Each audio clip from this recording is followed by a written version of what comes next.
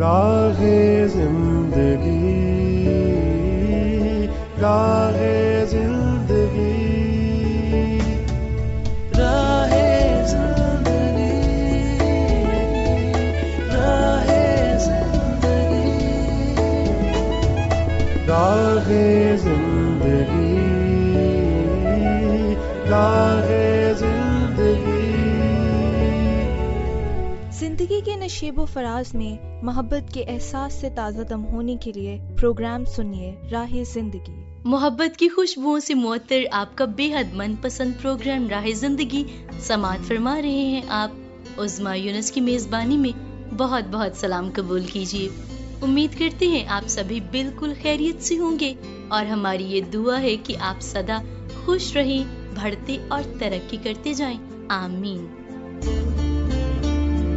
سامعین، یہ بڑی ہی عام سی بات ہے کہ اگر ہمارا کوئی جاننے والا ہے، ہم اس سے کوئی کام کرواتے ہیں، کپڑے سلائی کرواتے ہیں یا پھر حجامت بنواتے ہیں، تو کئی دفعہ جب ہم ان سے قیمت پوچھتے ہیں تو ان کا کہنا ہوتا ہے کہ آپ قیمت ادا کرنے کو رہنے دیجئے، اور اگر ہم بضد ہو جائیں اور کہیں کہ نہیں آپ ہمیں قیمت بتائیے، تو ان کا یہ کہنا ہوتا ہے کہ آپ اپنی مرضی سے ادا کر دیجئے۔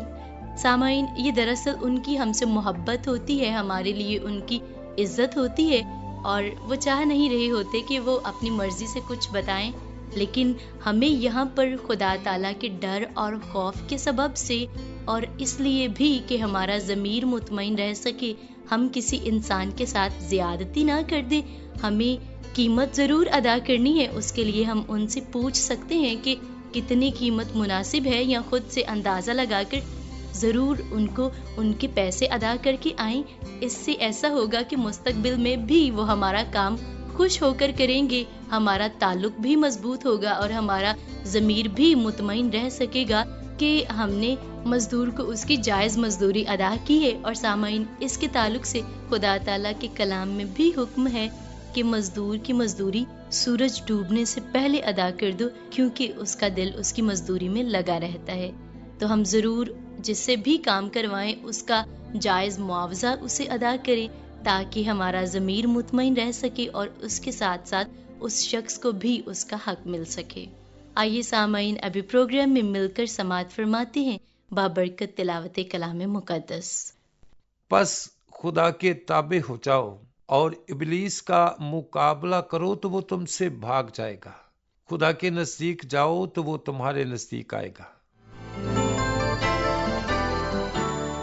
سامعین، کتنی خوبصورت بات ہمیں خدا تعالیٰ کے کلام میں سے سیکھنے کو ملی کہ ہمیں خدا تعالیٰ کے تابع رہنا ہے، کیونکہ اس سے خدا تعالیٰ خوش بھی ہوتے ہیں اور ہمارے راستے کی بہت ساری مشکلات دور ہوتی ہیں، ہمیں برکت اور ترقی ملتی ہے۔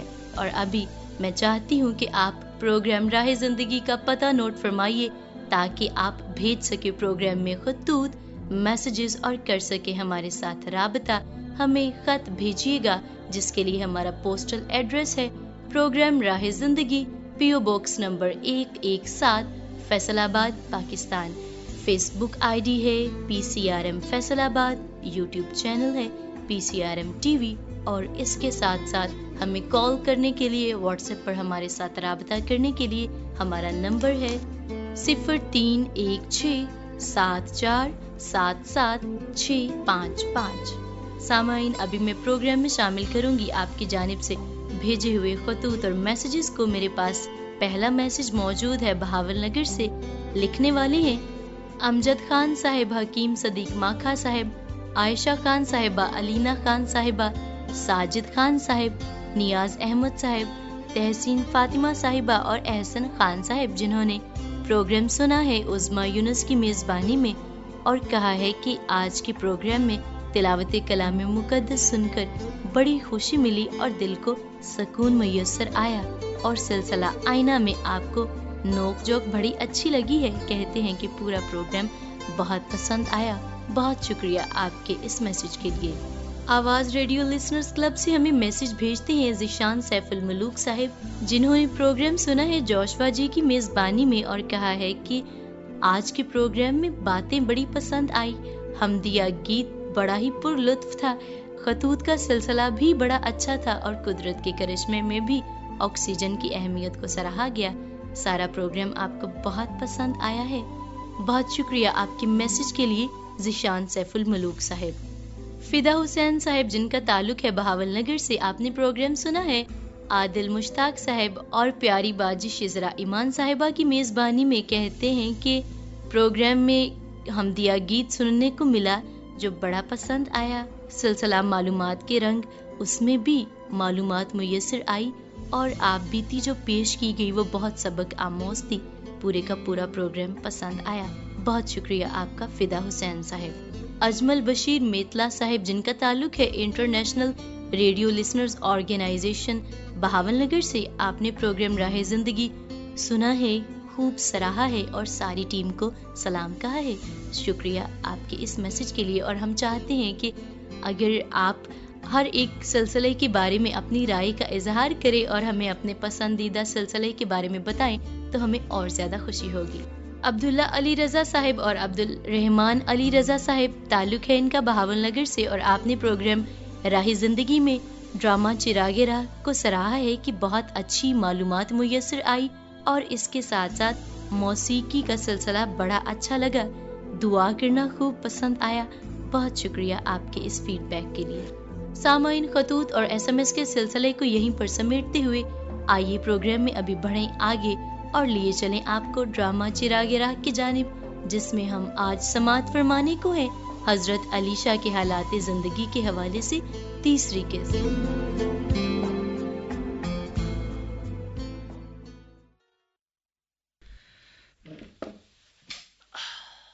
میرا خیال ہے کچھ دیر بیٹھ کر آرام کر لیا جائے۔ ہاں ٹھیک ہے آقا علی شاہ۔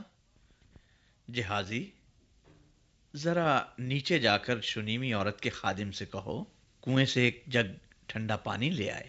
آقا، پانی کا جگ تو اس نے پہلے ہی بجوا دیا ہے، میں آپ کے لیے پانی ڈالتا ہوں۔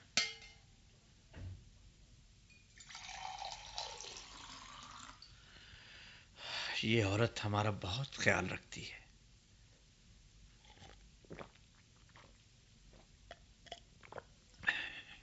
جہازی۔ جی آقا۔ شنیمی عورت کو بلاؤ، اسے کہو میں اس سے چند باتیں کرنا چاہتا ہوں۔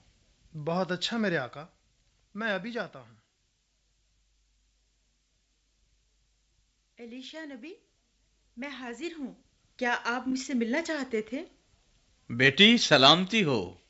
سلامتی ہو آقا علیشہ۔ اچھا، کیا تم اندر نہیں آؤ گی؟ کوئی بات نہیں، میں یہاں دروازے میں ہی ٹھیک ہوں۔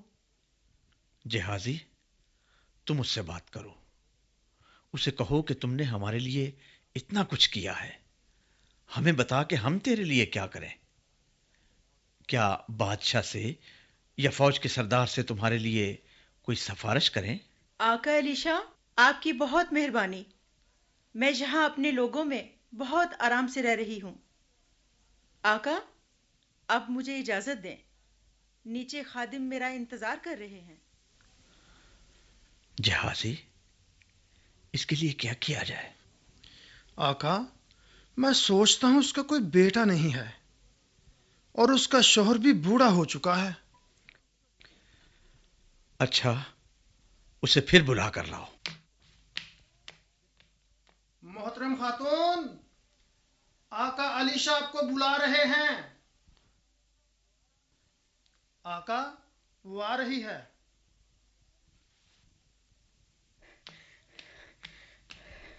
آقا علیشہ، کیا آپ نے مجھے پھر بلایا ہے؟ ہاں بیٹی، میں تمہیں خدا کا پیغام دینا چاہتا ہوں۔ خدا کا پیغام؟ ہاں، اگلے سال انہی دنوں میں تیرے ہاں بیٹا ہوگا۔ بیٹا؟ میرے ہاں؟ نہیں میرے مالک، یہ کیسے ہو سکتا ہے؟ میرے ساتھ مذاق نہ کریں۔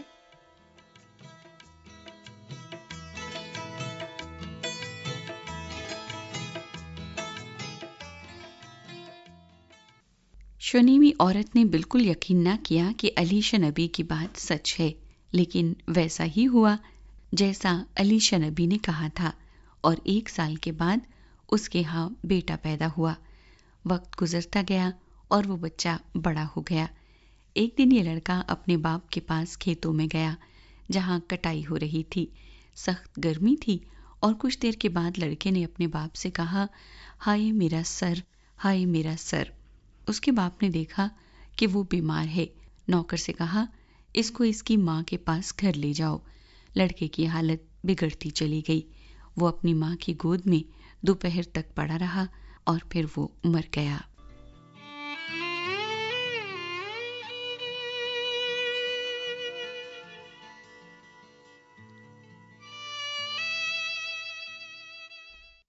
شونیمی عورت نے لڑکے کو اٹھا کر اوپر علیشہ نبی کے کمرے میں ان کے بستر پر لٹا دیا. پھر اس نے دروازہ بند کیا اور کھیتوں میں اپنے شوہر کے پاس گئی. اس نے اپنے شوہر کو کچھ نہ بتایا بلکہ اس سے کہا، مجھے ایک نوکر اور گدھا دو تاکہ میں مرد خدا کے پاس جاؤں اور رات تک واپس آ سکوں. وہ اپنے نوکر کے ساتھ کوہ کرمل کو گئی جہاں علیشہ نبی تھے.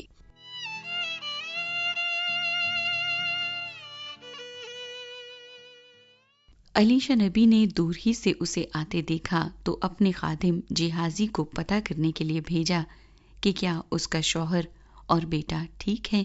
لیکن عورت نے جہازی کو کہا کہ سب کچھ ٹھیک ہے اور مرد خدا کی طرف آئی.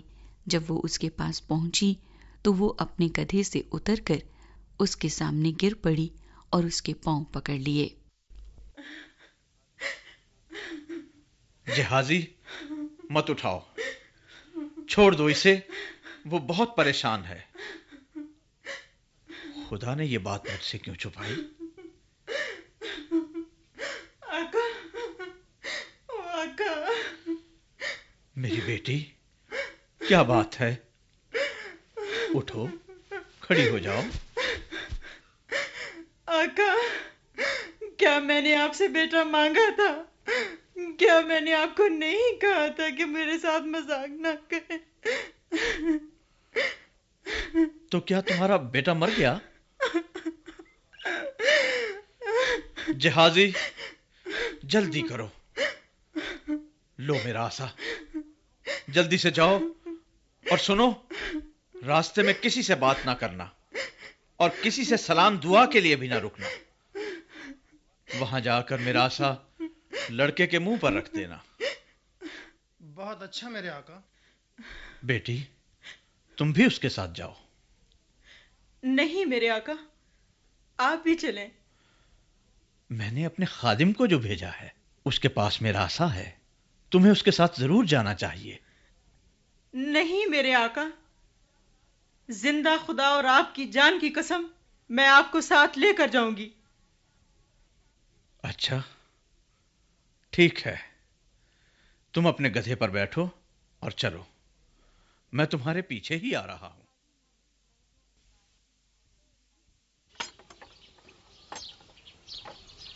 آقا علیشہ، کیا ہم یہیں ٹھہریں یا آپ کے ساتھ اوپر چلیں؟ جہازی، تم نے ویسا ہی کیا تھا نا جیسے میں نے کہا تھا؟ آقا، جیسے ہی میں یہاں پہنچا اوپر جا کر عصا لڑکے کے منہ پر رکھ دیا مگر کچھ بھی نہیں ہوا. تم دونوں یہاں صحن میں ہی ٹھہرو، میں خود لڑکے کے پاس جاتا ہوں. علیشہ نبی نے اندر جا کر دروازہ بند کر لیا اور گھٹنے ٹیک کر خداوند سے دعا کی. کچھ دیر بعد وہ بستر پر چڑھ کر لڑکے کے اوپر لیٹ گئے اور اپنا منہ لڑکے کے منہ پر، اپنی آنکھیں اس کی آنکھوں پر اور اپنے ہاتھ اس کے ہاتھوں پر رکھ دیے. کچھ دیر وہ اس کے اوپر اسی طرح لیٹے رہے. لڑکے کا جسم گرم ہونا شروع ہو گیا. پھر علیشہ نبی اٹھے اور کچھ دیر کمرے میں ٹہلتے رہے. اس کے بعد وہ دوبارہ بستر پر چڑھ کر لڑکے کے اوپر لیٹ گئے. تب لڑکے نے 7 بار چھینک کر آنکھیں کھول دی. علیشہ نبی تیزی سے دروازے کی طرف دوڑے. جہازی، جہازی، جی میرے آقا. شونیمی عورت کو بلاؤ.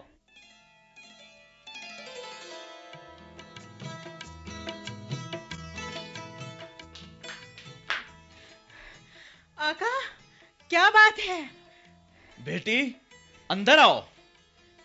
یہ ہے تمہارا بیٹا، اٹھا لو اسے.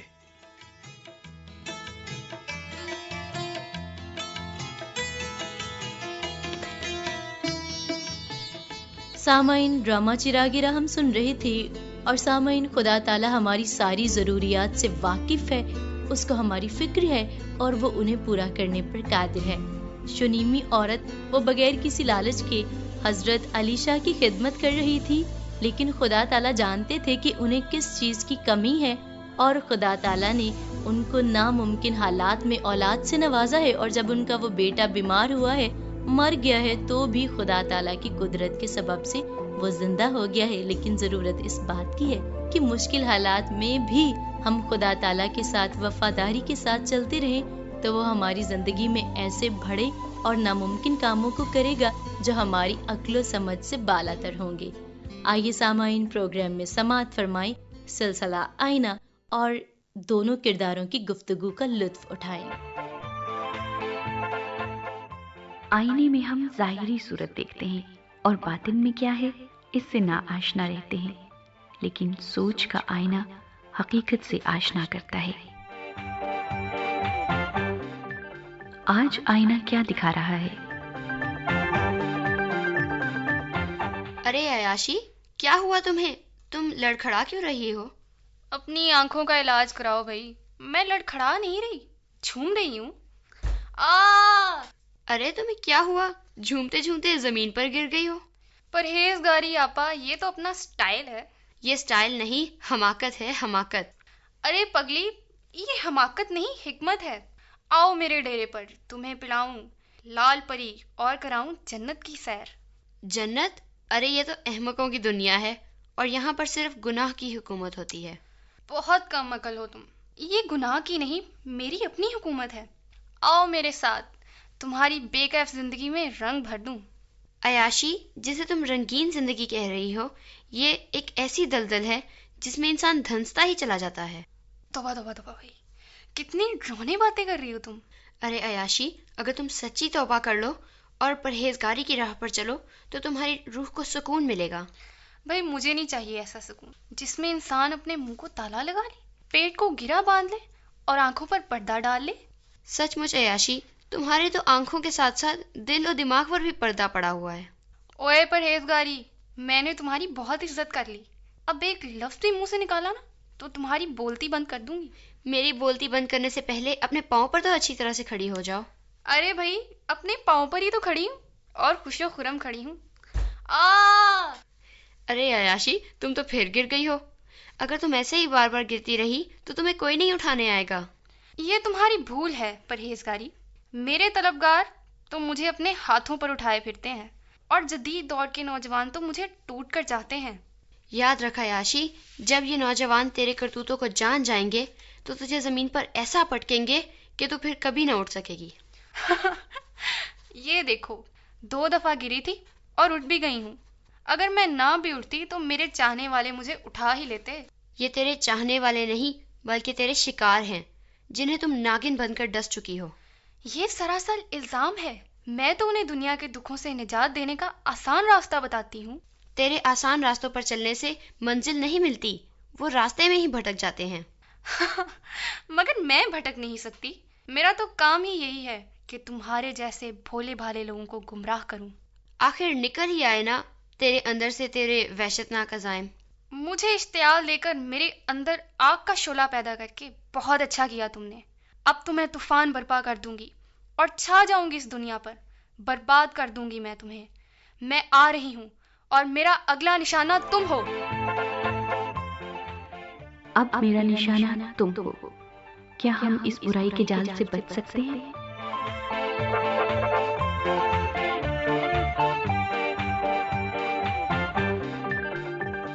امید کرتے ہیں سلسلہ آئینہ آپ کو پسند آیا ہوگا، اور پروگرام میں بات چیت چل رہی ہے کہ اگر ہمارا کوئی جاننے والا منع کر رہا ہے معاوضہ لینے سے تو وہ اس کی ہم سے محبت ہے۔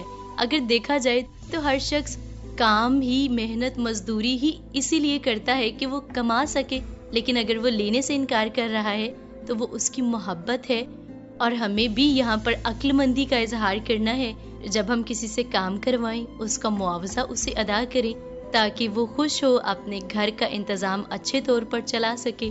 ہمیں کلام خدا میں ملتا ہے کہ حضرت یحییٰ کے پاس ٹیکس لینے والے اور سپاہی آئے ہیں، توبہ کی ہے، انہوں نے خدا تعالیٰ کے ساتھ تعلق بحال کیا ہے، اور اس کے بعد وہ ان سے پوچھتے ہیں کہ اب ہم کس طرح سے اپنی زندگی خدا کی مرضی کے مطابق گزارے، تو حضرت یحییٰ ٹیکس لینے والوں کے افسروں سے کہتے ہیں کہ جتنے تمہارے لیے مقرر ہے اتنے ہی لو، اس سے زیادہ نہ لو۔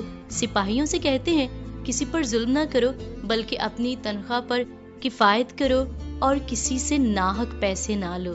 تو اگر ہمارے پاس کوئی اختیار ہے تو ہمیں اس کا ناجائز استعمال نہیں کرنا۔ ہم کچھ بھی ایسا کام کر رہے ہیں جس میں ہم لوگوں سے پیسے وصول کرتے ہیں تو حق حلال کا پیسہ لے، اور اگر ہم نے کسی کو پیسے ادا کرنے ہیں تو ہم کوشش کریں کہ جتنا جائز معاوضہ ہے وہ ضرور ادا کریں، تاکہ اس طرح سے ہم خدا تعالیٰ کی مرضی کے مطابق اپنی زندگی کو گزار سکیں اور دوسرے انسانوں کے لیے بھلائی کا سبب بن سکیں۔ آئیے سامعین، ابھی پروگرام کے اختتام پہ جھکائیں اپنے سروں کو خدا تعالیٰ کے حضور اور مل کر کریں دعا۔ خداوند پاک خدا، ہم آپ کی محبت کے لیے آپ کی شکر گزاری کرتے ہیں۔ خداوند، آپ نے ہمیں عقل اور دانائی عطا کی ہے، اور آپ یہ چاہتے ہیں کہ ہم زندگی کے ہر ایک معاملے میں آپ کی مرضی کے مطابق اس کا استعمال کریں۔ توفیق بخش دیجیے خداوند، ہم اپنے چھوٹے سے چھوٹے رویے پر غور کریں اور کوشش کریں کہ ہر ایک بات میں دوسروں کا بھلا کر سکیں اور آپ کی ذات کو راضی کرنے کا باعث بنیں۔ اپنے تمام تر سامعین کے لیے، ان کے گھرانوں اور خاندانوں کے لیے دعا کرتے ہیں، انہیں برکت عطا کیجیے، ان میں سے جو کوئی بیمار ہے اسے شفا عطا کیجیے، اور خداوند پاک خدا ہمارے ملک پر اپنے رحم والے ہاتھ کو بڑھائیے۔ اس دعا کو قبول کیجیے، خداوند یسوع مسیح ناصری کے نام سے مانگتے ہیں، آمین۔ اسی کے ساتھ آپ کی میزبان عظمیٰ یونس پروگرام ختم کرنے کی اجازت چاہتی ہے۔